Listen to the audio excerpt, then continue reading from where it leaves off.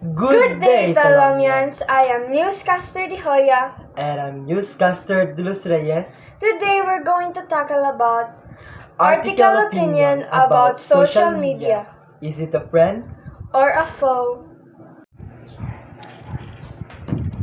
According to Samantha Howey, the use of social media platforms such as Facebook, Twitter, Instagram, and others are part of our everyday lives.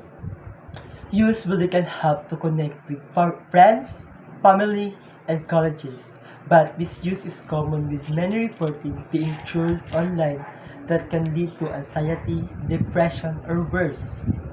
Speaking from my own perspective, I can say that overall, I've had positive experience, but that has required careful consideration of how I use the various platforms.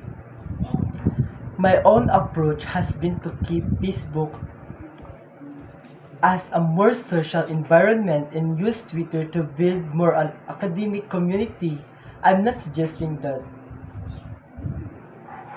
it's necessarily what everyone needs to do, but it has meant I've been able to separate personal and professional life. I also avoid entering in unnecessary debates or disagreements unless there is a need to for example, to address misinformation or disinformation.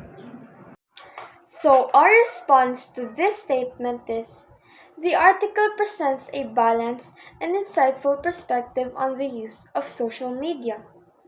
The author acknowledged the benefits of social media for communication and interaction while also highlighting the potential for negative consequences like depression and anxiety, causing or resulting from misuse.